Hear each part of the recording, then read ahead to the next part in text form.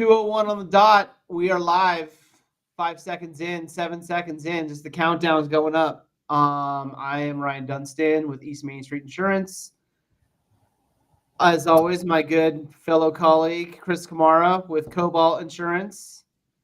Chris, we should just really quickly, bring into the conversation before we hop into our podcast today about your prestigious award that you've recently been bestowed. And how can you share with me? Tell me what's going on. Let me bring that up over here real quick. What was it? I know what it was, but I want you to share it because it's amazing. I didn't even think of that, but so we got another award. We got awarded Insurance Agent Placer Herald's Best of the Best 2025 for Rockland. So wow, we added up to our wall of achievements here, and very, very thankful for those that have voted for us and the clients that we get to serve. Yeah. You're going to need a bigger wall here pretty soon. Well, my website's pretty busy. It's got information, it's got the awards, it's got our YouTube videos, right? It's got photos from events. I mean, I'm working on you, Ryan, to get you to do the same for your website. So, and your website has been revamped as well. It's much, much nicer. It's coming along. It's a work in progress, kind of waiting on some other people to do some stuff, but I appreciate your feedback on it and trying to help get it up to speed. So that way it just has a more fresh update to things, which is nice. Yeah. Make it easier for clients. Yeah. I'm just checking to make sure we went live on all of our socials, and I see that here. Facebook. While you're checking, I did see someone kind of pop in. So we are House Calls Home Insurance Podcast. If you have questions, comments, concerns in the home insurance market, we are here for you. We will answer the best we can. If not, find the best answer for you. Absolutely. With our skills. So we are live. Yeah. 1 second here. We've got some fun stuff to talk about. Yeah, you went on. You were on the town hall, right? Yeah, on Tuesday there was the. Bear with me a second. I'm gonna just flip this slide here. There was the California Department of Insurance statewide insurance town hall, and let me just close this real quick. I see that we're both live on Facebook. Your YouTube is live, but mine doesn't appear to have fired up. There it is. Okay. So now we're all working technologically. All right, cool. Sorry about that. That's fine. So yeah, on Tuesday, the California Department of Insurance put on a statewide insurance town hall. It was 120 minutes long, and we're going to parse that out into some easily digestible information. I think that's valuable to our audience. You can go on the either Facebook or the California Department of Insurance's website, and you can watch the video, the recording in full. Oh, really? It was recorded. Nice. Absolutely. And so there was, the speakers were our insurance commissioner, someone from CAL FIRE, Chief Daniel Berlant, and then someone from United Policyholders, Amy Bach. And she is, I didn't have her title on here. I'm sorry, but her title is, she's the one that runs United Policyholders. Yeah. And she's really great about putting out more data for insureds because everyone's kind of been in this renewal kind of understanding or teaching of how their insurance works or what to look for. Because everyone's had that set it and forget it mentality for 40 years. So absolutely agree with that. She's also a very, very strong advocate for homeowners. Yep, definitely is. Okay, so moving to the next slide.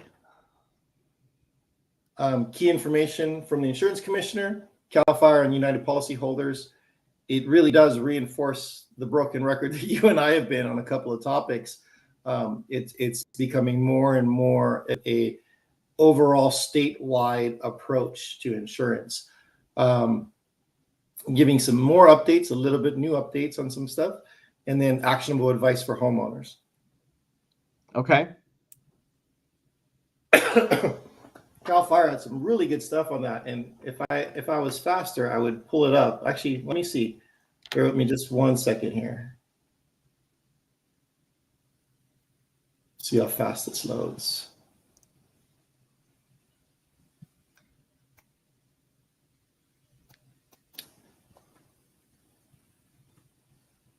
So one good thing about the recording is you could see some of the explanations, and I'm just trying to find one of them. So here we go. There was such a good, here we go, this part right here. And I'm just going to play this. Sorry, I didn't plan this, Ryan, but I figured. No, that's great. I love how you're working on the fly now. I feel like you're starting to age, yourself a little bit in the industry. But this is a super cool video, right? This part right here. I'm just going to turn off the sound and see if it'll load. So this is kind of like the IBHS. Yeah, but in a very more visual way to see how that works. Well, So I like how this is like a condo, like down in kind of Roseville, Rockland area. Yeah, and there's still 52-minute mark. I'm going to refresh this and see if this, there's still going to be landscaping that's going to be in front of your home and whatnot, even though you've got, looks like it was stucco on the siding and whatnot, that anything could really be flammable, take off. I don't know why it's not loading. Hold on a second here. Maybe my internet's not the best. My internet's fast. It's YouTube's not appearing to cooperate here, but we're going to go to the 52-minute mark. It's going to pop up an ad. I'm sure of it. Good old YouTube. Oh, you think so? Anytime anytime I usually fast forward it does it. And when this comes back, we'll. So I'll jump over there. So it sounds like he's really, hitting home on the sustainable insurance strategy. This is a lot of the mitigation stuff. Oh, absolutely. Yeah, that's becoming a major focus. Yeah. So, okay, of course it loads when I'm away from it.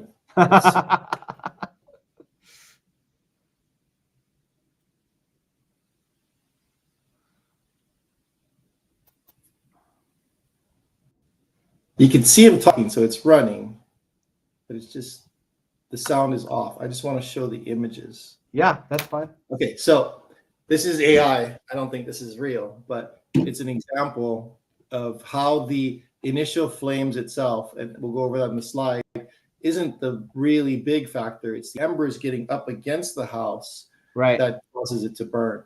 5 feet dispensable space. I can still see the talking here on the right side, but it's just very slow. And the clock's counting. I wanted to go to the next slide there. That's what you were talking about with like a condo with some stucco, a little bit of brick on the bottom. Yeah. But a lot of that vegetation is still eligible, catching, regardless if it's green or not. I don't know what kind of embers those are, but there's been a lot of fires that have been down in the valley.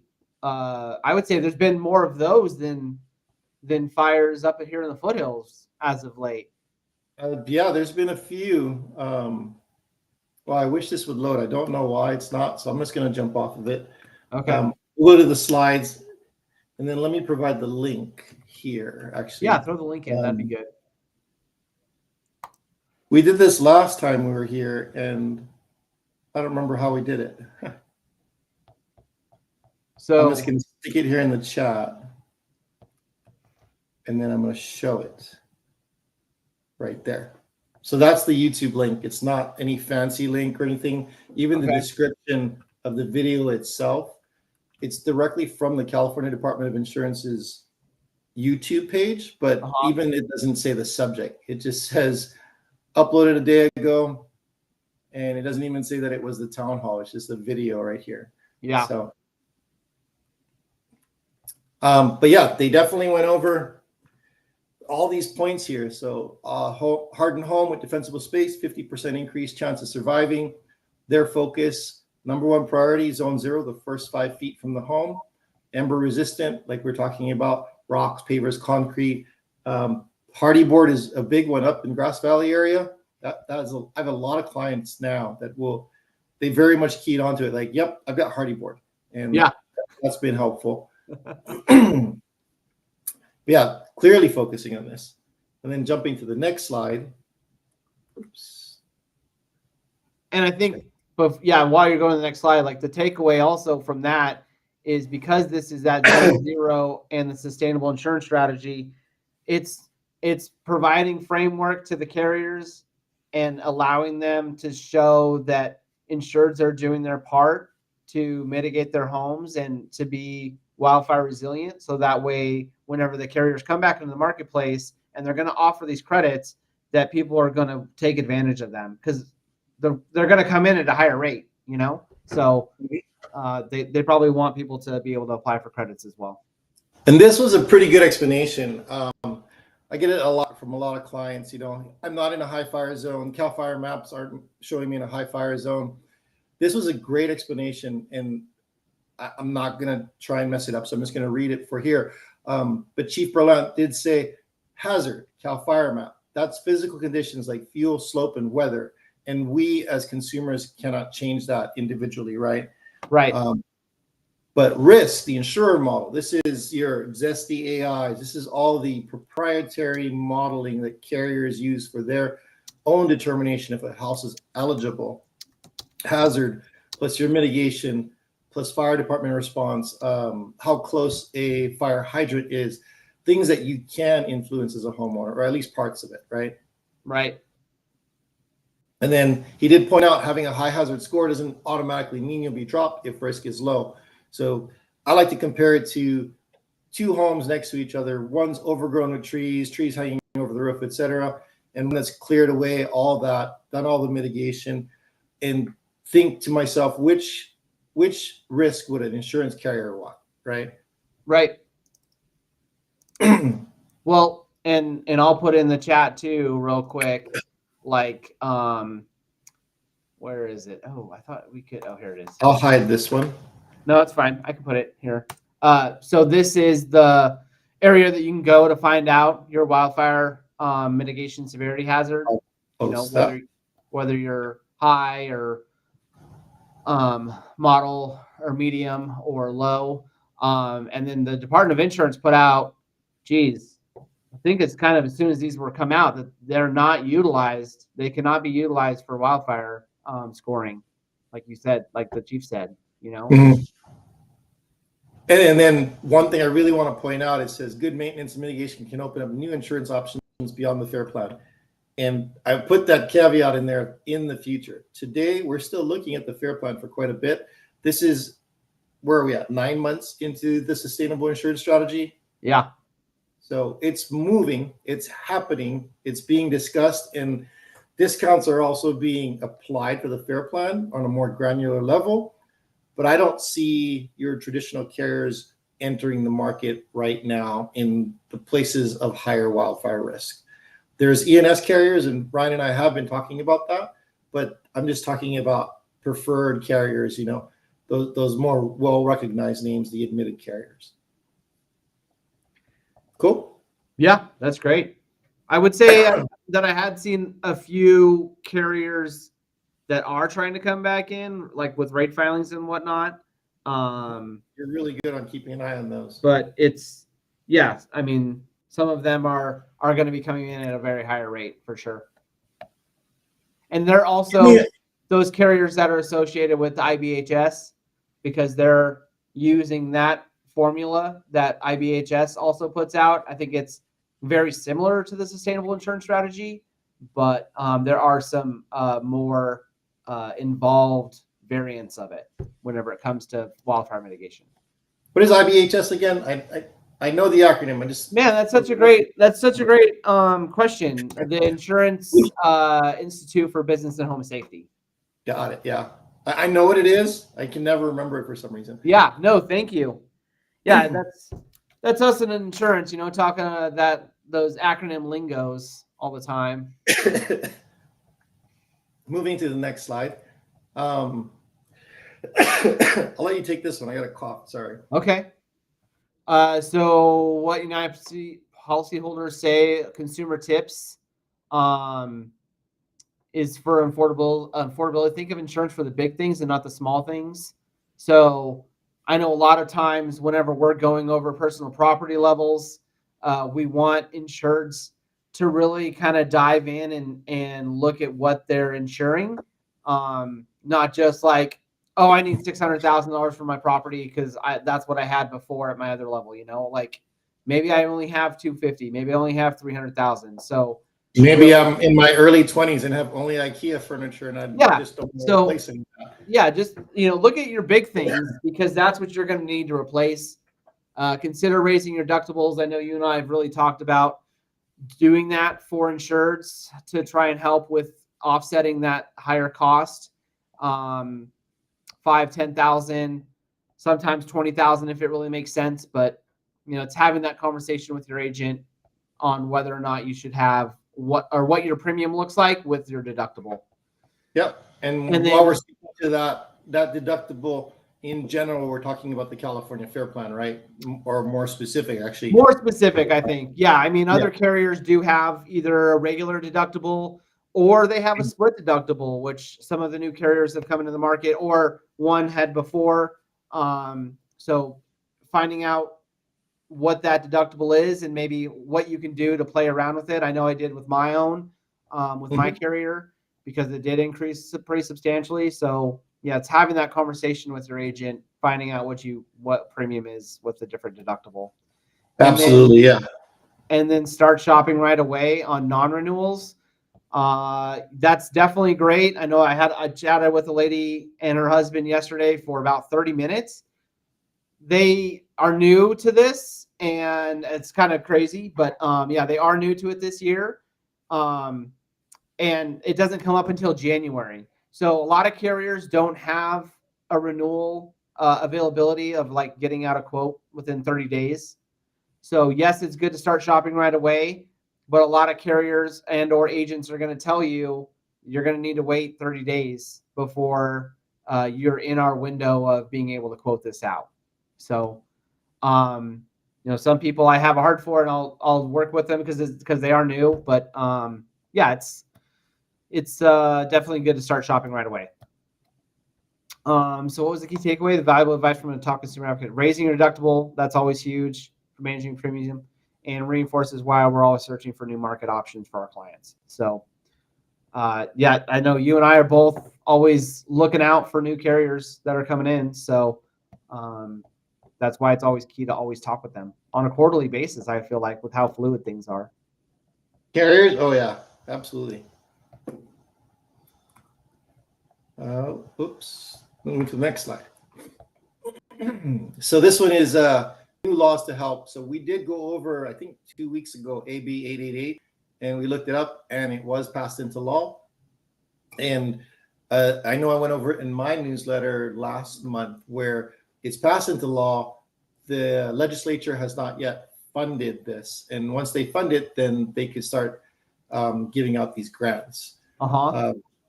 That's going to be huge, I think, for those that know they need to protect their homes, or they need to upgrade their homes, or change something, and these grant programs will help make that more affordable.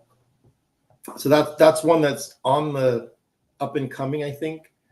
SB 495 is super cool for most people. Like if you take an example, the Southern California wildfires, most carriers are going to give you a small amount, if I remember correctly, to pay for your personal belongings up front, and then you have to provide an itemized list. We tell people all the time to take your phone out. I don't know if it's going to show. Take your phone out, walk around your home, and get a video of all of your belongings. It'll make it a lot easier come claim time to figure out what you're filing for as far as your personal property. Yep. This Eliminate the List Act. After a total loss, home completely burns down, insurers must pay 60% of contents coverage up to $350,000 without requiring a list. So that's pretty good. And then SB 547, this one pertains directly to businesses, homeowners associations, and nonprofits after a disaster. It's already been in place that carriers cannot non-renew homes within a certain declared disaster area. Let's say the home wasn't affected, right? But the carrier decides they just want to mitigate all their risk and start non-renewing all in that area. Yeah. They cannot do that for 1 year. And now it cannot be done for businesses, homeowners associations, and nonprofits as well. Oh, that's awesome. Do you know that one? I learned that one on the Yeah. on Tuesday. Did you know what the criteria is for the area? I do not. Yeah, I just learned this on Tuesday. So Well, I haven't dug into it. Do you know it for for homeowners? No. Do you know? Yeah, I do. Go for it. So if your zip code is affected by the wildfire, all adjoining zip codes to your zip code get the 1 year moratorium. So if that was kind of good for us in our area because we had a fire, the river fire. Geez, I wish I could remember. I want to say it was 2020, maybe 21. Mhm. And it was 95945. But because of our zip codes being so close to each other, it basically helped the entire county basically from being canceled. Non-renewed, right? They still non-renewed for 1 year. Yeah. Is that correct? The increases would still apply. Yeah, increases would still apply, but yeah, the non-renewal thing. And that can also be found on the Department of Insurance website.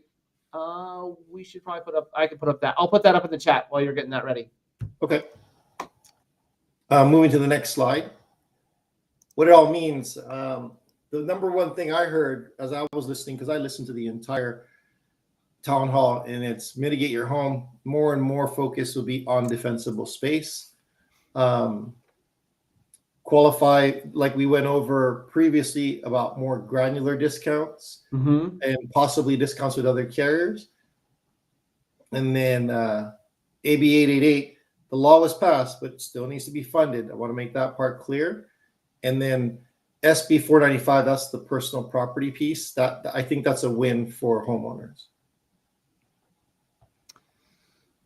The 888. 495, the one you don't have to provide an itemized. Oh, the list. Yeah, I feel like the list is probably the best for a home. I mean, you lose your house, and now you got to tell your insurance company every single thing and give them a list of every single thing that you had. Like, especially if you don't all the remember things you're it. dealing with. Yeah, especially if you don't remember it. I mean, that's huge. Totally. Oh, you added it here. Let me see.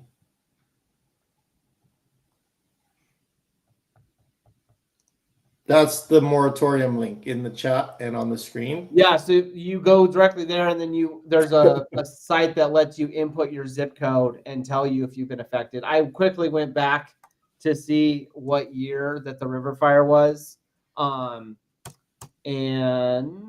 it was in 2020. Okay. All right, so I'm going to take that off, and then last slide. Pretty straightforward. I think it's your typical presentation. Tell you what we're going to say what we're going to say, and tell you what we said. So, right? That's a good presentation. So, yeah, the market's complex, and it's great to see that the town hall is reflecting what we have been talking about in the last few podcasts. So, we're on the right page, and we're definitely bringing you timely information. Definitely talk to your agent about mitigation discounts and carrier options. I know that Ryan has a carrier that he's been writing with, and they've been very competitive. And we're here to help. We're here to answer any questions you may have, whether you're a client or not. Anything you want to add to that, Ryan?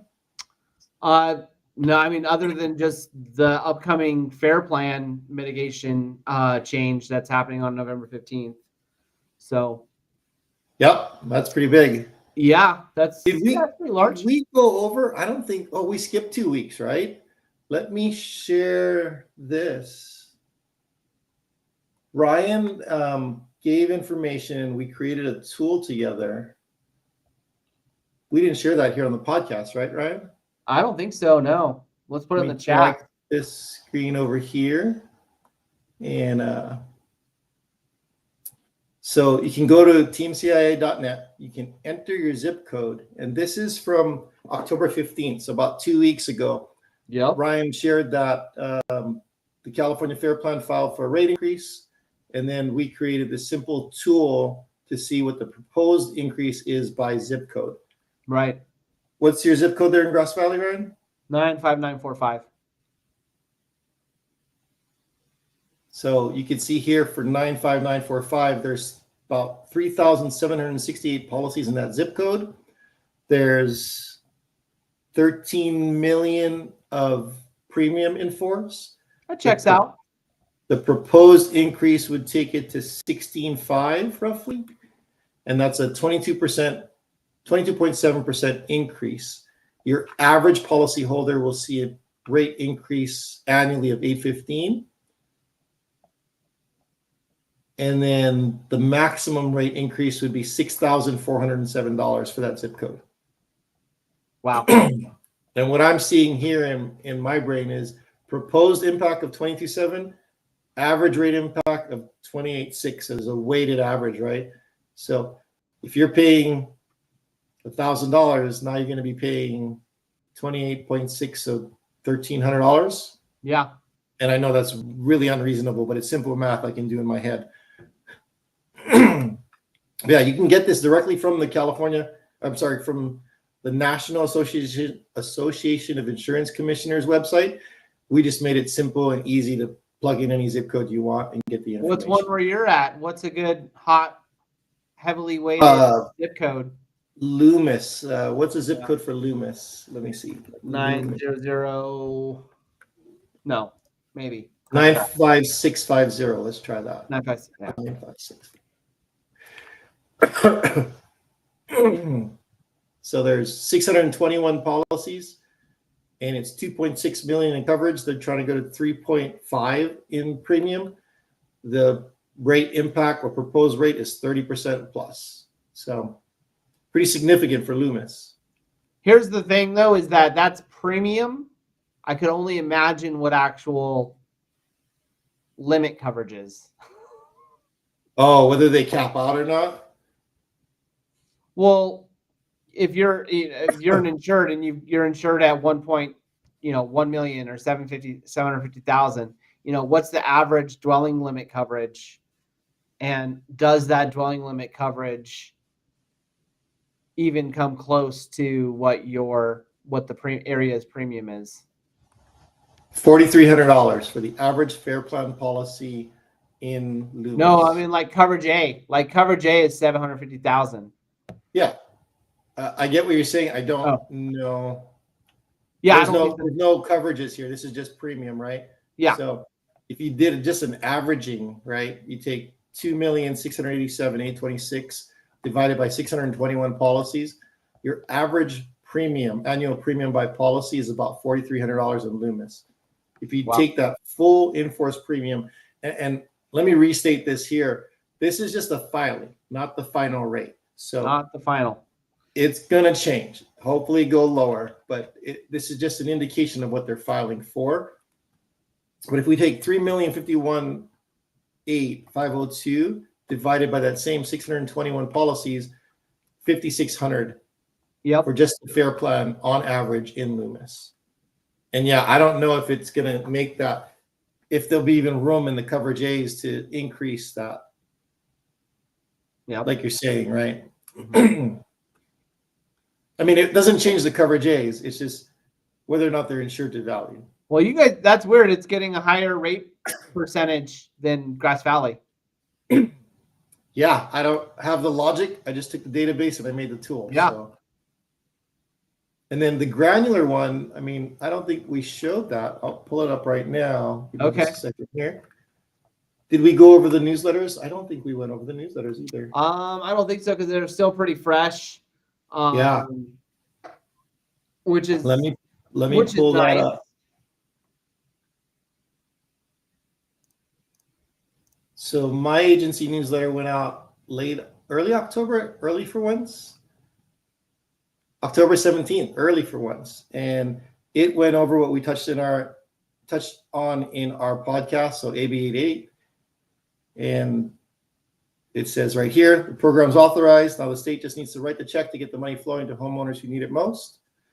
And then this is the more granular discounts we had talked about in a very quick format.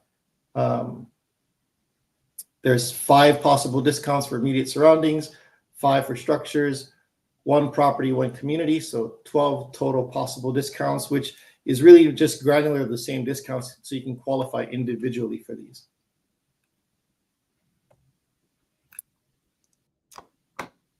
That was it. I think we're caught up now. I was going to also say that on renewals now, if your renewal date is after 11/15, the Fair Plan quotes for your renewal does show how much of your premium can be lowered by qualifying for the individual items. Does it show it by item? It does. Outstanding. Yeah. I was trying to see if I could pull up a quick renewal quote that I have and I could show. I know that I popped it in You keep looking. I'm going to pull this back over here and we're going to try and see if this video loads now. Okay. It's running. And I have it muted, but I just want to show the images.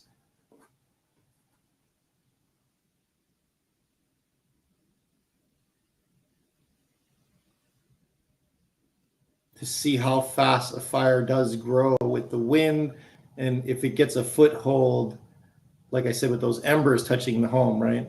Yeah. Okay. I have this pulled up too.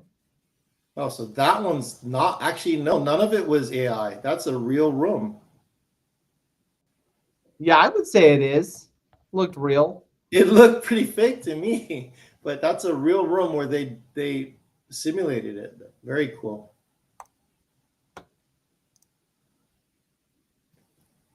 You got it up? Yeah, I do. All right, I'll pull this over. Go ahead, share. Oh, you shared it. Great. So yeah, I'm sharing the screen. Let me make it bigger for you all to see. So it does say up here again about the reducing of the portion for the entire level. Oops. And then this, if you say yes or no to, if you were to say yes, then this is how much premium reduction it is going to decrease. So I would say that 1 to 2% that I had mentioned earlier is probably about what it's at. Yeah, if you can get 12% off of your premium, that's great. Yeah. And that's it. But it does show, if you look on your renewal, this is on page 59 of 60. So whenever you get your renewal PDF from your agent, go all the way down to the bottom, and that's where it'll be. Because now in renewals, it's so nice. They give you the earthquake offer. They give you a full copy of the policy, all 40 pages of it. So that part's cool because a lot of people never got that. And then obviously now the discounts. So that is all. I forgot to put the tool link in here, so I'm going to add that now. Oh, for the that tool. Okay. Yeah, and we went over our half-hour mark, a minute late, but there's a lot of information to go over. We have 1 watcher and no questions. Do you show anything on your end? Yeah. Any questions or anything? No questions. Cool. Then I think we're going to call it a day, and we'll be back next week. Okay. Yeah, nice and short. I like it. I thought we were going for half hours now. Yeah, we're going to do half hours. That sounds good. Cool. We'll end the stream now.